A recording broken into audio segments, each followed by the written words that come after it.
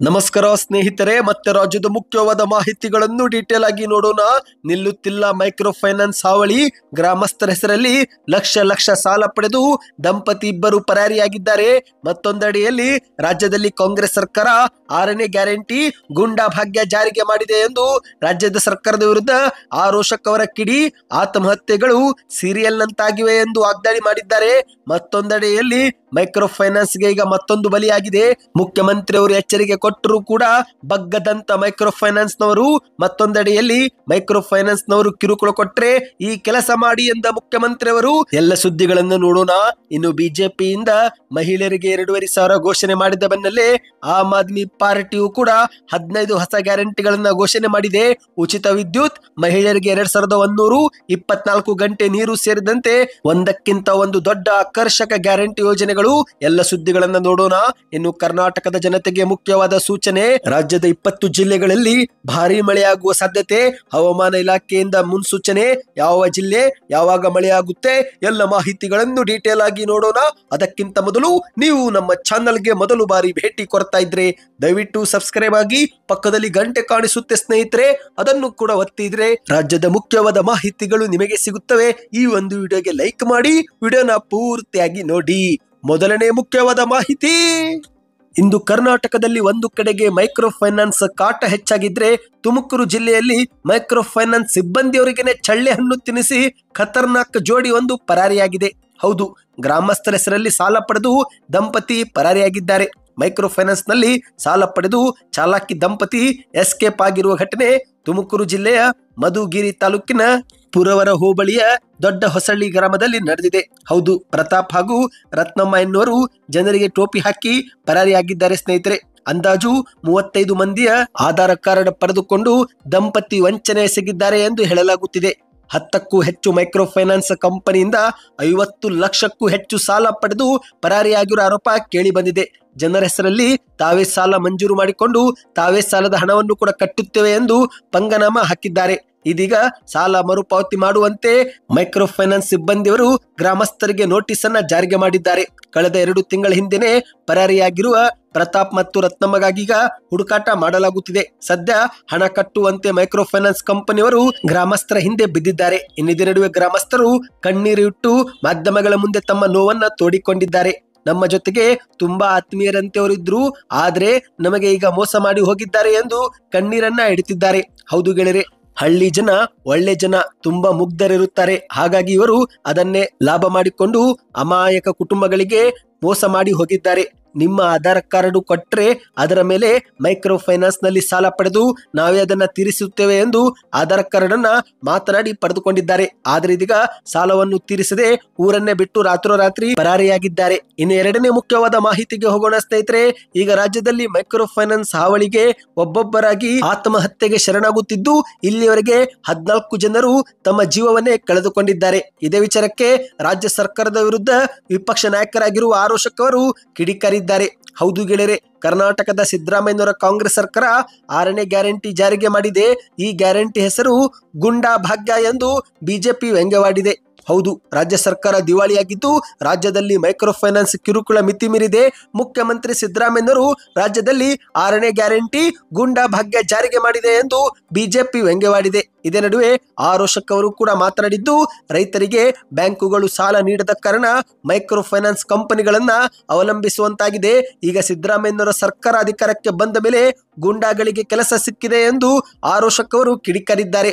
ಮುಖ್ಯಮಂತ್ರಿಯವರು 6ನೇ ಗ್ಯಾರಂಟಿ ಗುಂಡಾ ಭಾಗ್ಯ ಯೋಜನೆ ಜಾರಿಗೆ ಮಾಡಿರುವುದರಿಂದ ಇಷ್ಟು ದಿನ ಕೆಲಸ ಇಲ್ಲದಂತ ಗುಂಡಾಗಳಿಗೆ ಈಗ ಕೆಲಸ ಸಿಕ್ಕಿದೆ. ಹಾಗಾಗಿ ಗುಂಡಾಗಳು ಅತ್ಯಂತ ಸಮರ್ಪಣಾ ಭಾವದಿಂದ ತಮ್ಮ ಕೆಲಸವನ್ನ ಮಾಡ್ತಿದ್ದಾರೆ ಎಂದು ಆರೋಷಕ್ ಅವರು ವ್ಯಂಗ್ಯವಾಡಿದ್ದಾರೆ. ಈಗ ಮೈಕ್ರೋ ಫೈನಾನ್ಸ್ ಕಂಪನಿಯವರು ಕೊಟ್ಟಿರುವ ಸಾಲವನ್ನ ಮರುಪಾವತಿ ಮಾಡಿಕೊಳ್ಳಲು ಇಂತಹ ಗುಂಡಾಗಳನ್ನೇ ಬಳಸಿಕೊಳ್ಳುತ್ತಿದ್ದಾರೆ. ಗುಂಡಾಗಳು ಕೂಡ ಸಮರ್ಪಣಾ ಭಾವದಿಂದ ಈ ಕೆಲಸ ಮಾಡ್ತಿದ್ದಾರೆ ಎಂದು ಆರೋಷಕ್ ಅವರು ಕಿಡಿಕಾರಿದ್ದಾರೆ. ಇಂದು ರಾಜ್ಯದಲ್ಲಿ ಮೈಕ್ರೋ ಫೈನಾನ್ಸ್ ಕಂಪನಿಗಳ ಹಾವಳಿ ಹೆಚ್ಚಾಗಿದ್ದು ಊರುಗಳಲ್ಲಿ ಜನರು ಮನೆಯನ್ನೇ ಬಿಟ್ಟು ಓಡಿ ಹೋಗುವ ಪರಿಸ್ಥಿತಿ ನಿರ್ಮಾಣವಾಗಿದೆ. ಇನ್ನು ಕೆಲವರು ಆತ್ಮಹತ್ಯೆಗೂ ಕೂಡ ಶರಣಾಗಿದ್ದಾರೆ ಎಂದು ಆರೋಶಕವರು ವಾಗ್ದಾಳಿ ಮಾಡಿದ್ದಾರೆ. ಇಲ್ಲಿವರೆಗೆ ಮೀಟರ್ ಬಡ್ಡಿಯಿಂದಾಗಿ ಸುಮಾರು 14 ಜನ ಆತ್ಮಹತ್ಯೆ ಮಾಡಿಕೊಂಡಿದ್ದು ಗುಂಡಾಗಳಿಗೆ ಇಷ್ಟು ದಿನ ಕೆಲಸ ಇರಲಿಲ್ಲ. ಈ ಸರ್ಕಾರ ಬಂದ ಮೇಲೆ ಗುಂಡಾಗಳಿಗೂ ಕೆಲಸ ಸಿಕ್ಕಿದೆ ಎಂದು ವಾಗ್ದಾಳಿ ಮಾಡಿದ್ದಾರೆ.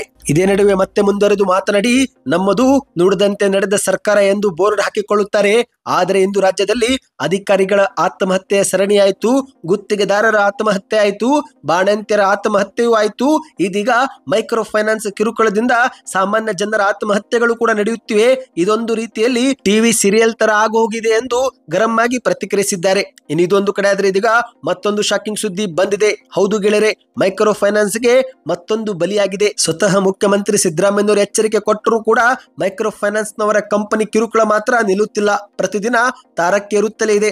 ಈಗ ಪ್ರತಿದಿನ 10 ರಿಂದ ಹಲವು ಘಟನೆಗಳು ಈಗಲೂ ಕೂಡ ಬೆಳಕಿಗೆ ಬರುತ್ತಿವೆ. ಇದೇ ನಡುವೆ ಇದೀಗ ಕಿರುಕುಳ ತಾಳಲಾರದೆ ಮತ್ತೊಬ್ಬರು ಬಲಿಯಾಗಿರುವ ಘಟನೆ ಮೈಸೂರಲ್ಲಿ ನಡೆದಿದೆ. ಹೌದು, ಮುಖ್ಯಮಂತ್ರಿ ಸಿದ್ದರಾಮಯ್ಯನವರು ಇತ್ತೀಚೆಗೆ ವಿವಿಧ ಮೈಕ್ರೋ ಫೈನಾನ್ಸ್ ಕಂಪನಿಗಳ ಮುಖ್ಯಸ್ಥರೊಂದಿಗೆ ಸಭೆ ಮಾಡಿ ಖಡಕ್ ಎಚ್ಚರಿಕೆ ಕೊಟ್ಟರೂ ಕೂಡ ಈಗ ಸಿಎಂ ಸಿದ್ದರಾಮಯ್ಯನವರ ತವರು ಜಿಲ್ಲೆಯಲ್ಲೇ ಮಹಿಳೆಯೊಬ್ಬರು ಮೈಕ್ರೋ ಫೈನಾನ್ಸ್ ಸಾಲಕ್ಕೆ ಹೆದರಿ ಆತ್ಮಹತ್ಯೆ ಮಾಡಿಕೊಂಡಿದ್ದಾರೆ. ಮೈಸೂರು ಜಿಲ್ಲೆಯ ನಂಜನಗೂಡು ತಾಲೂಕಿನ ಅಂಬಳೆ ಗ್ರಾಮದ ಜಯಶೀಲ ಎನ್ನುವ 53 ವಯಸ್ಸಿನ ಮಹಿಳೆಯು ಆತ್ಮಹತ್ಯೆಯನ್ನ ಮಾಡಿಕೊಂಡಿದ್ದಾರೆ. ಹೌದು, IIFL ಮತ್ತು 5 ಸ್ಟಾರ್ ಮೈಕ್ರೋ ಫೈನಾನ್ಸ್ ಗಳಲ್ಲಿ 5 ಲಕ್ಷ ಸಾಲ ಮಾಡಿಕೊಂಡಿದ್ರು. ಇದೇ ನಡುವೆ ಸಾಲ ಮಾಡಿ ತೆಗೆದುಕೊಂಡಿದ್ದಂತ ಹಸು ಕೂಡ ಮೃತಪಟ್ಟಿತಂತೆ. ಇದರಿಂದ ಜೀವನ ನಿರ್ವಹಣೆ ಮಾಡಲು ಸಾಧ್ಯವಾಗದ ಪರಿಸ್ಥಿತಿಗೆ ತಲುಪಿದ್ದರಂತೆ. ಪ್ರತಿ ತಿಂಗಳು 20,000ಕ್ಕೂ ಹೆಚ್ಚು EMI ಕೂಡ ಕಟ್ಟುತ್ತಿದ್ರು. ಆದರೆ ಹಸು ಇತ್ತೀಚೆಗೆ ಮೃತಪಟ್ಟ ನಂತರ ಈ ಒಂದು ಸಾಲ ಮರುಪಾವತಿ ಮಾಡಲು ಕಷ್ಟವಾಗಿದೆ. ಹಾಗಾಗಿ ಸಾಲಗಾರರ ಕಿರುಕುಳ ತಾಳಲಾರದೆ ತಮ್ಮ ಜಮೀನಿನಲ್ಲಿ ವಿಷದ ಮಾತ್ರೆಯನ್ನು ನುಂಗಿ ಒದ್ದಾಡುತ್ತಿದ್ದರಂತೆ. ಆಸ್ಪತ್ರೆಗೆ ಸಾಗಿಸುವ ವೇಳೆನೆ ಮಧ್ಯ ಮಾರ್ಗದಲ್ಲಿ ಮೃತಪಟ್ಟಿದ್ದಾರೆ ಎಂದು ಹೇಳಲಾಗುತ್ತಿದೆ. ಈ ಮೂಲಕ ಈಗಲೂ ಕೂಡ ಮೈಕ್ರೋ ಫೈನಾನ್ಸ್ ನವರ ಕಿರುಕುಳ ಮಾತ್ರ ನಿಲ್ಲುತ್ತಿಲ್ಲ ಎನ್ನುವುದು ಬೆಳಕಿಗೆ ಬಂದಿದೆ. ಇನ್ನು ಇದೇ ನಡುವೆ ಮುಖ್ಯಮಂತ್ರಿ ಸಿದ್ದರಾಮಯ್ಯನವರು ಕೂಡ ಮತ್ತೊಂದು ಖಡಕ್ ಎಚ್ಚರಿಕೆ ಕೊಟ್ಟಿದ್ದಾರೆ.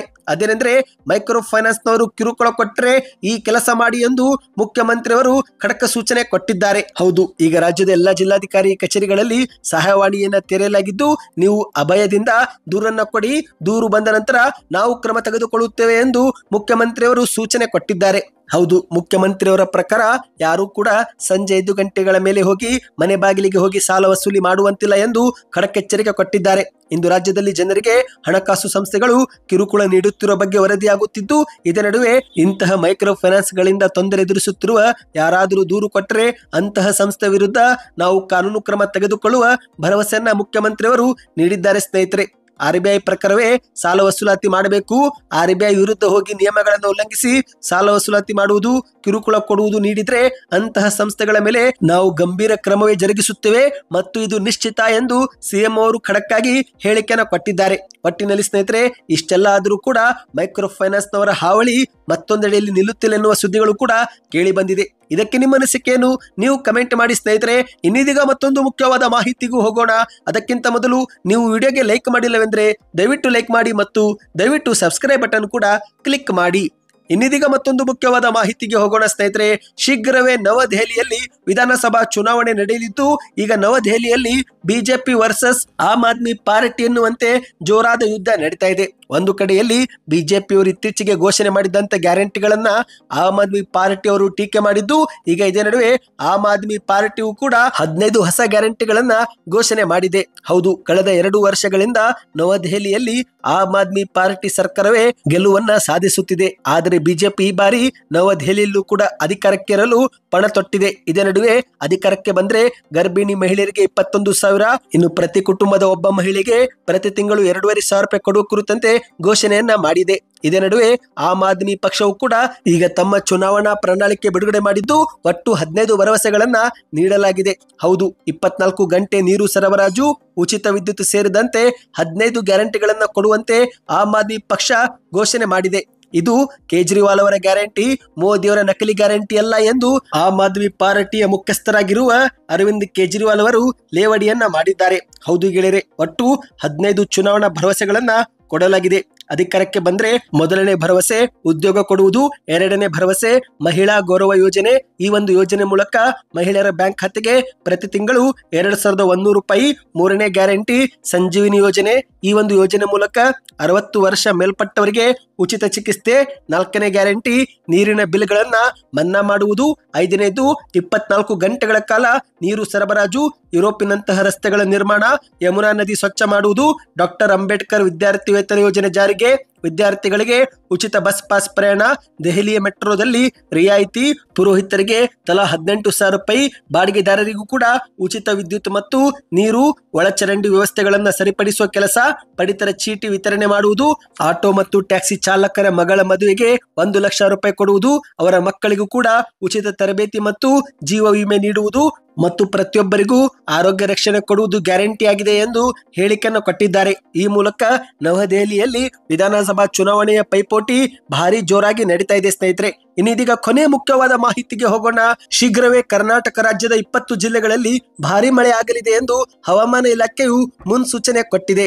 ಹೌದು, ಕರ್ನಾಟಕ ರಾಜ್ಯದಲ್ಲಿ ಉಂಟಾಗಿದ್ದಂತ ಚಳಿ ವಾತಾವರಣ ಇನ್ನೇನು ಸ್ವಲ್ಪ ಮಟ್ಟಿಗೆ ಕಡಿಮೆ ಆಯಿತು ಎನ್ನುವಷ್ಟರಲ್ಲಿ ಈಗ ಭಾರತೀಯ ಹವಾಮಾನ ಇಲಾಖೆಯು ಭಾರಿ ಮಳೆಯ ಮುನ್ನೆಚ್ಚರಿಕೆಯನ್ನ ಕೊಟ್ಟಿದೆ.